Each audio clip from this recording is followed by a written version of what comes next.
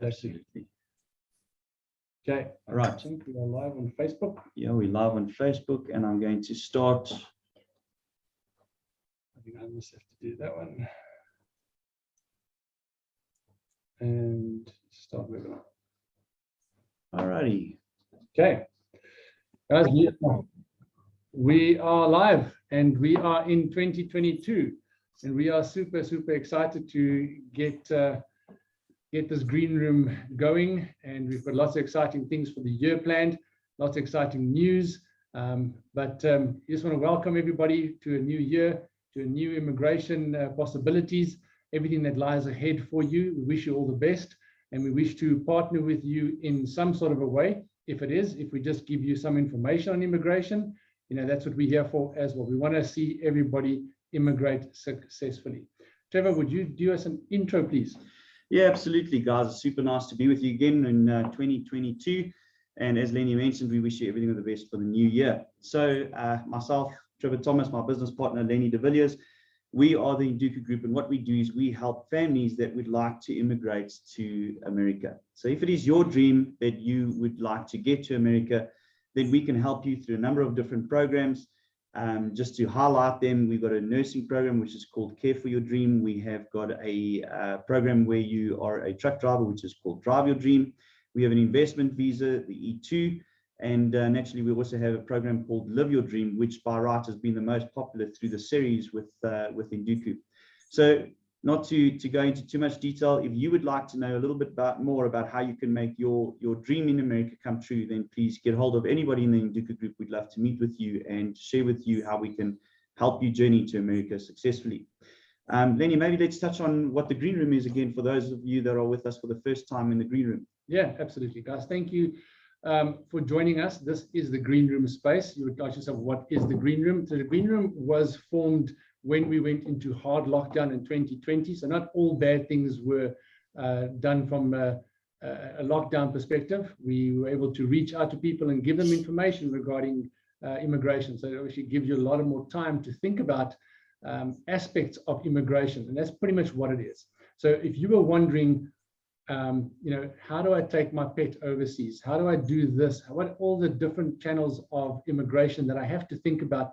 This is what the Green Room is. So what we do is, like today, we get experts in their field to come and talk to us, and we do an interview, light-hearted interview with them, just to give you an opportunity so that they can present a way for you to unpack on areas where you struggle with immigration. So give you some of those topics is that we've done, this is number 68 of our Green Rooms, a couple of the previous ones. So you can get all these on our YouTube channel. Please go look at those. They are very, very valuable. And we have a lot of people that have used them and have just given us good remarks on those. So a couple of those, developing children who are global citizens. Obviously, we do care about our children. We want our children to immigrate successfully as well, right? We interviewed 2 of our families that are in our program currently, so it gives you some insight of what some of the families are going through if you want to know before you sign on for one of our programs. The psychology of immigration. So the immigration space is not just about, maybe we should go to another country because, I'm struggling understanding why South Africa do certain things, so there's a lot more about the psychology of immigration, and please go look at that one as a very, very good one. We obviously unpacked the E2 investment space as well. If you think about all our programs, we've unpacked on the Green Room as well to give you more details about that. Education system in the US. If you want to obviously educate your children in a top level, we've unpacked with experts in the US in a schooling system of what that looks like. Obviously, it's a big, big difference to what it looks like on a South African space. Another one, 5 common mistakes people make when moving abroad. You want to learn from other people's mistakes, right? The US healthcare system, man, that is totally, totally different. We did 2 of those healthcare systems, and it was still confusing after that. But there is some elements in there that can help you. And the last one that I can mention today is, like I said, immigrating with pets. No one wants to leave a pet behind, and what is going to cost going to be. And we've unpacked those things with one of our partners as well. So this gives you a good understanding of what the Green Room is. And we've created these things not just because we like looking at ourselves on the screen, it's because we want to give you as much information as possible on these things. So please go to our YouTube channel, even on our Facebook page as well. All these videos are available there as well. All right, so if we can then just look back in 2021 about the immigration space and look back what are some of our challenges were. Obviously, the whole Live Your Dream program had to be reviewed, had to be redone, everything. Some of the things that didn't change is America's labor shortage has always just become a bigger problem in America. Obviously, that's allowed our partners, Visa Solutions, to onboard more companies to benefit from this Live Your Dream program. We've gone from no positions to over 1,000 positions that we've got available at the moment. We've gone through lockdowns, extra lockdowns, back to level 4 lockdown. We've gone to travel bans. I mean, South Africa sneezed and the world locked South Africa down. You know, these are all things that played part in the struggles to immigrate to America and actually anywhere else in the world. If you weren't vaccinated, the vaccination has been a big story as well. All these things, if we look back in the rear view mirror, that's why the rear view mirror is smaller, because we're looking through the windshield, it's much bigger. So the future is brighter. So we're going to look back on what happened, and we're going to look forward to what is in store for immigration going forward.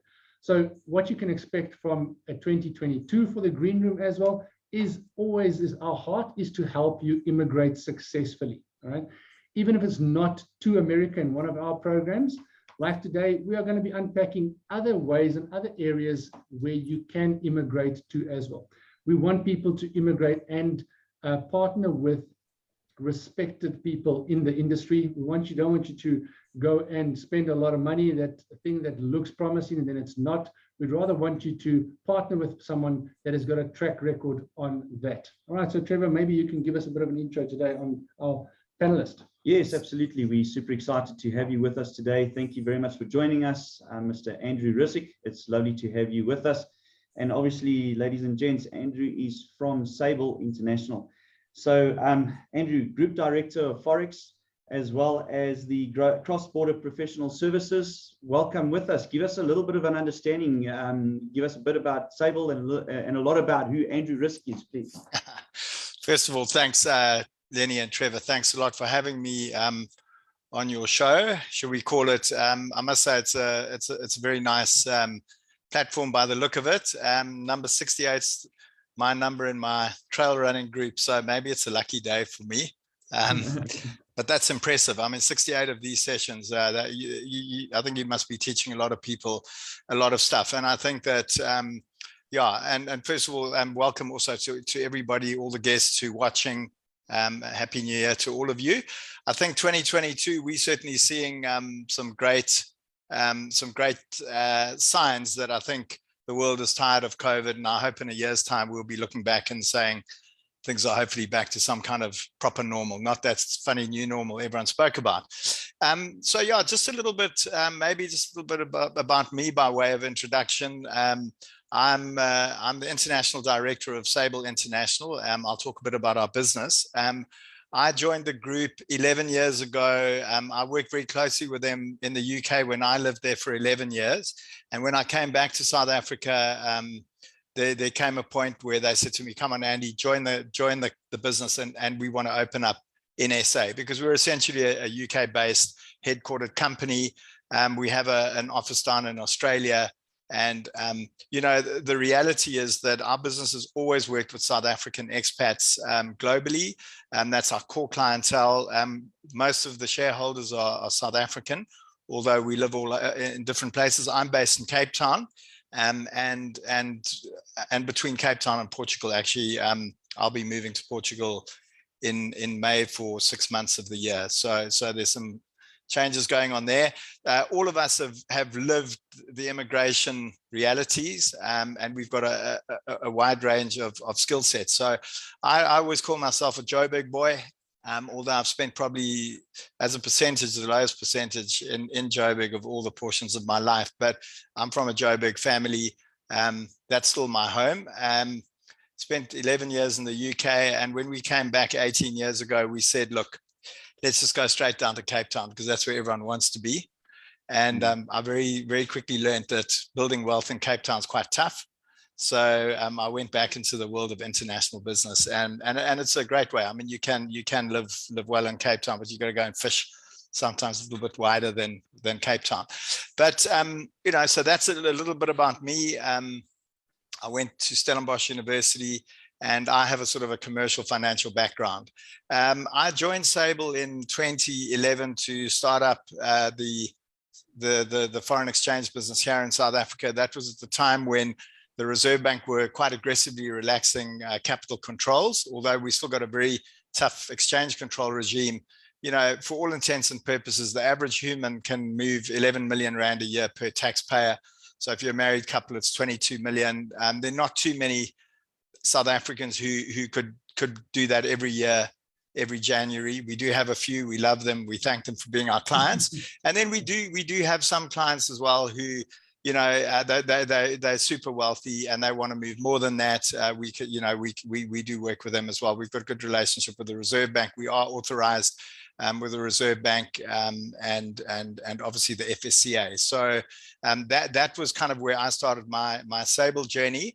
And over the years, we've really realized that the happy hunting ground for South African clients for our business is actually on the ground down here, because this is where people are growing their wealth. And also, we don't advocate always that people should leave the country. And I think what's really important is that if you are leaving the country, I mean, there's a spectrum. You can live here and you can hedge and you can have your assets abroad or a balance, or you can just leave. And, you know, the grass can be greener, but it's not always greener on the other side. But we deal with clients right across that spectrum. If they want to leave, we'll say to them, that's fine, we understand, but let's try and do it as carefully as possible. And so over the years, our core businesses that we've kind of developed, and we think it's a very unique mix of services in the marketplace, is we have a cross-border wealth management business. So we help clients invest in offshore equity portfolios, a typical financial planning, but we are licensed in the UK, the EU, currently in the US as well.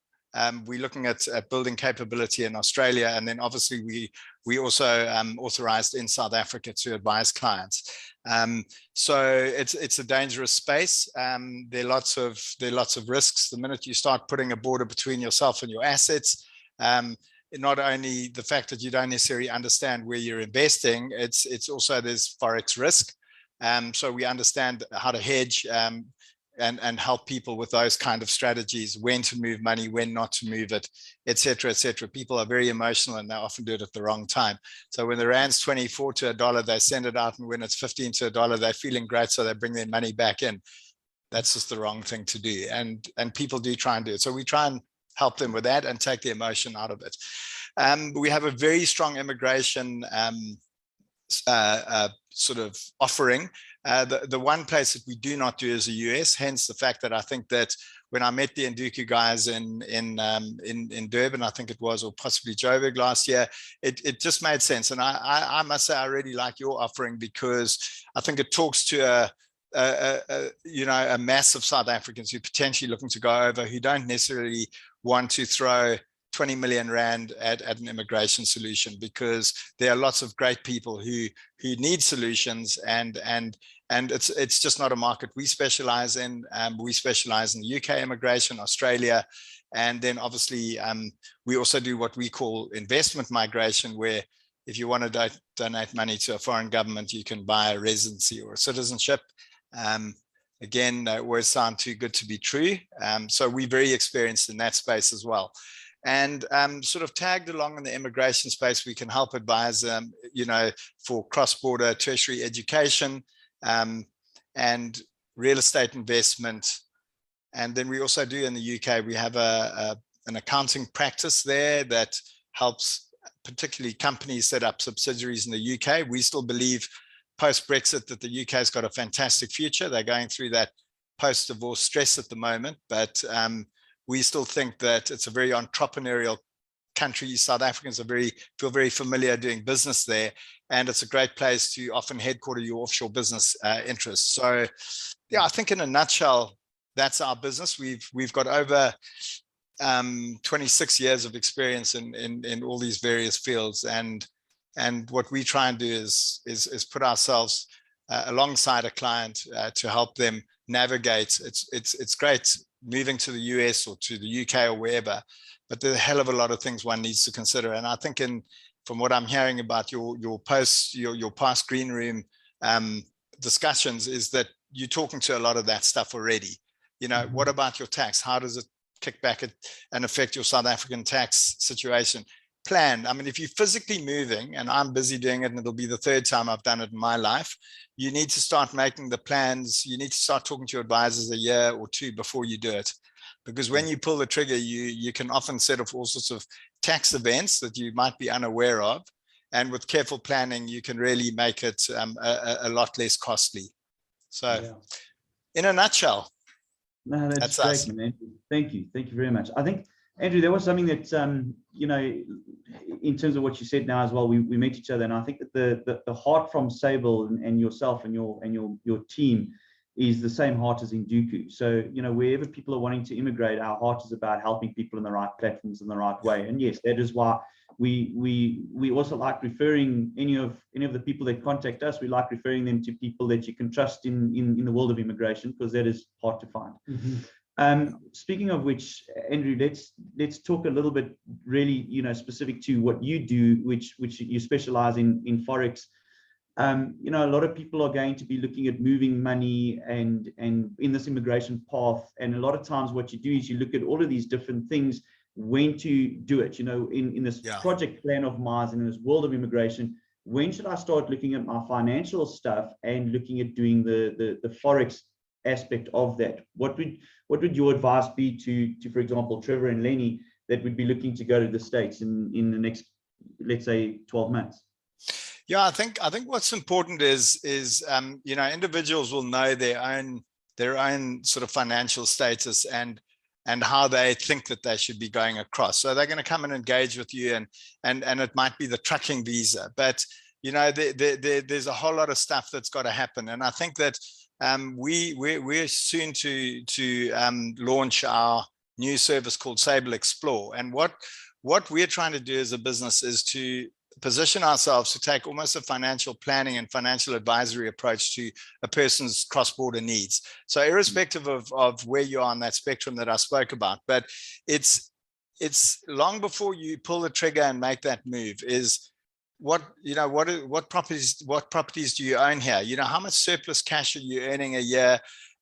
Some people simply don't have enough money to avail themselves of these Forex allowances. So let's just talk about foreign exchange. Everyone can take R1 million a year under what's known as your single discretionary allowance. So that is an allowance that, from a Reserve Bank perspective, you can use that money for anything. It's relatively easy to move it. We can set up an account and we can help you move R1 million. We'll have that money sitting in your destination within 2 or 3 days. And that money you can use to pay for a wedding. You can use it for paying for school fees for your daughter if she's studying in America, et cetera, et cetera. Then you have the other allowance called the capital allowance, and that is R10 million per year. And that requires what we call a foreign tax clearance certificate. So the Reserve Bank is saying, we're happy for you to take another 10 million. We're not really interested in what you do with the money, but this is going to be more for capital investment purposes, either buying a property offshore or maybe a private equity investment or whatever you're doing with it. They're not really interested. But SARS is saying, okay, Mr. Reserve Bank, we're happy to let the clients take money up, but we want to make sure that these guys are tax straight before we let them start running that kind of capital out of the country. So the foreign tax clearance certificate is issued by South African Revenue Services, and it's a relatively easy process, but you will not get a tax clearance for that anywhere between 0 and 10 million once you've spent your 1 million discretionary, and unless all your tax returns are up to date, your tax affairs are in order. So it's actually very clever. There are not many countries who do this in the world, and it's a very clever way of ensuring that people who are non-tax compliant can't run their cash out. I mean, unless you're a Gupta or whatever, but you get the guys who fly above the system, you get those operating below, and then you get us guys in the middle. And we play in that highly regulated space, but those are the allowances that are available. And then it's just understanding how you're going to fund your startup on the other side. Have you got a job to go to? Don't you, we see a lot of people making very emotional decisions. I mean, you guys would have seen it last year after the riots in KZN. I mean, it was like a rev counter going into the red. I mean, I got back from Portugal when that had all just kicked off. And I don't think I've ever personally been on so many client calls, week in, week out, day in, day out, like 4 calls a day for such a sustained period. And honestly, my advice to most of those people was, guys, sit tight. It's going to all settle down. Don't sell your house now, because you sell your house in Durban in August last year, would not have been a good move. And then, run your cash out and go and start there and you don't have a job. Just plan it properly. That's my biggest advice. And once we kind of have an understanding of what their goals are, then we can start working on advising them, when to move money. A lot of people have got money offshore already. So there's not necessarily a dead rush to sell a property here, which puts them in a better position. So it's just really down to every individual. And so what we try and do is sit down and explore what they think they want to do, and we will be brutally honest. If we think that they're doing the wrong thing, we'll tell them. I'd rather not do business with somebody that I see that's just going to walk off a cliff, because you don't want to be part of that journey. And you hear the horror stories of people who went over and they invested in something and their money disappeared, or they went somewhere, the job didn't work out, they couldn't afford living there, they'd sold up here, they came back, they couldn't get their job back here. So those are the kind of things. Look, most people I think understand those risks, but it's tough on the other side. You guys know it. It's fiercely competitive in the first world, because they're not running away from their countries like we are. They're all there competing in those economies. So yeah.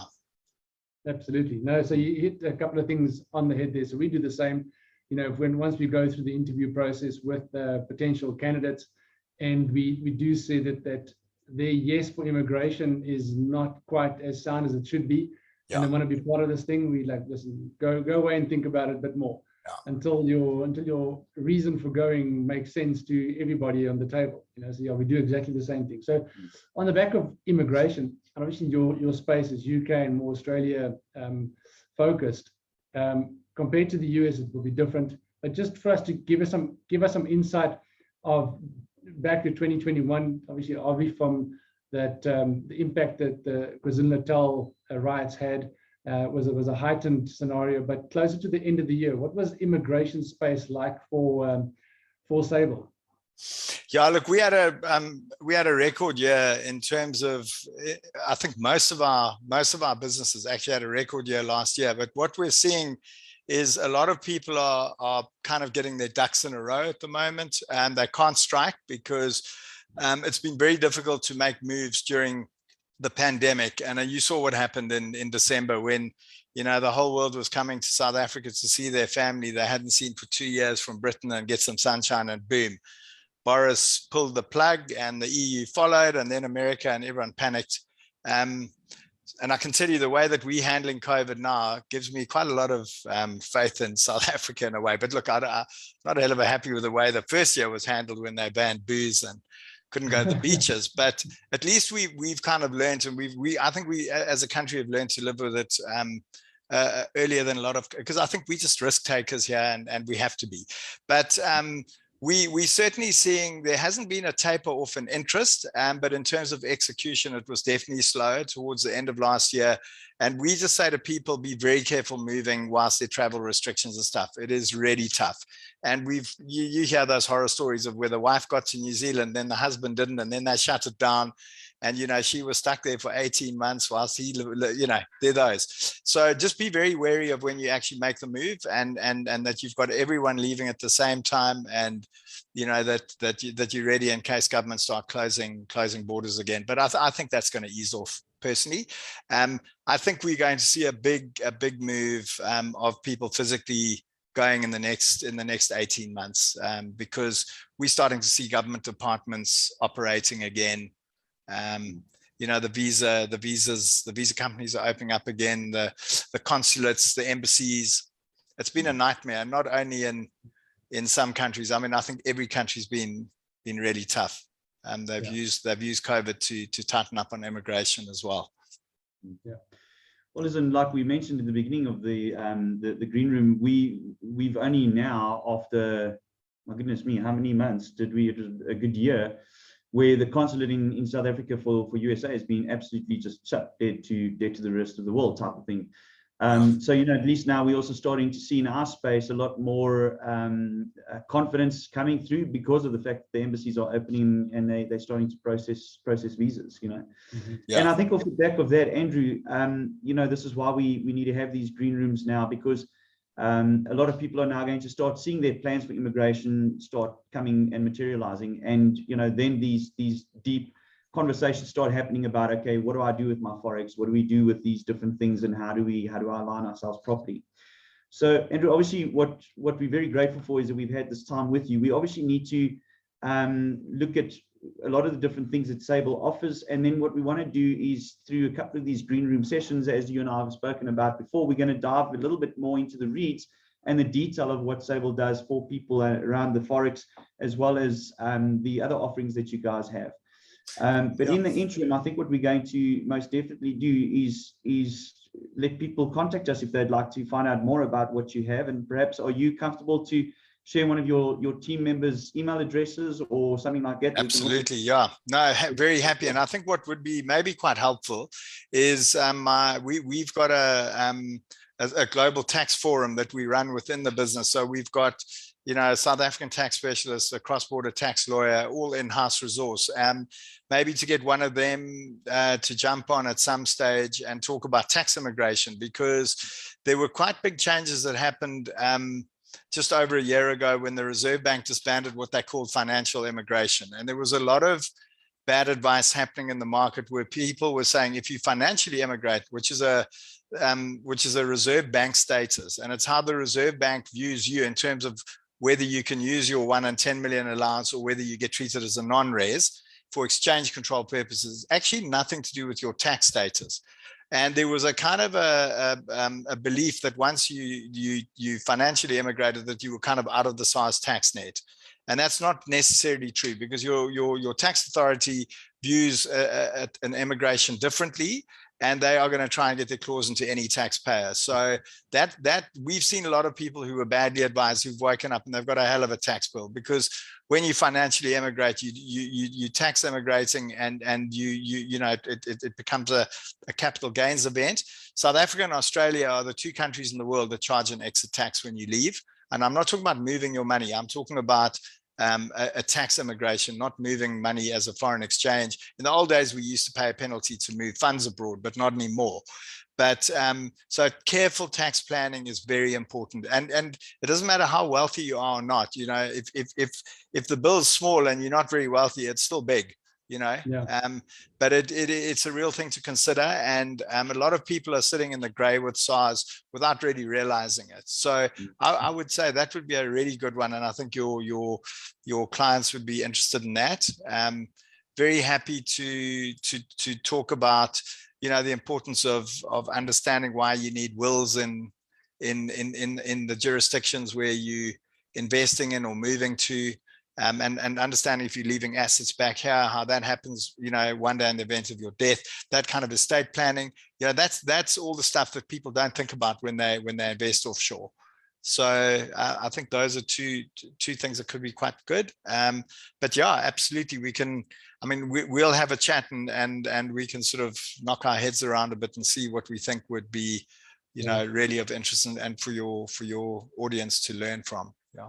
Yeah, that's very, very good. So also, I mean, sometimes your clients that come across our path, they always sometimes think that, no, it's only the rich people that have got that tax problems and they've got to apply for all these other things, but it affects everyone that wants to immigrate, you know, so it's best to be prudent and make sure you speak to an advisor and get the necessary information. Even if you don't have a lot of money taking across, you need to make sure you plan properly. Yeah. So from my side, Andrew, awesome. Thank you very much. I'm looking forward to having you on again, obviously, and then obviously giving the people some more wisdom.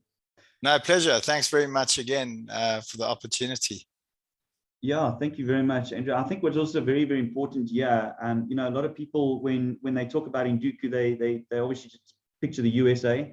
When they talk about Sable, they sort of go, okay, it's UK. not many people really knew that you actually do Australia as well, and that what you do within the Sable Group doesn't just mean that it talks to if you're immigrating to the UK or Australia, that your services apply for numerous markets.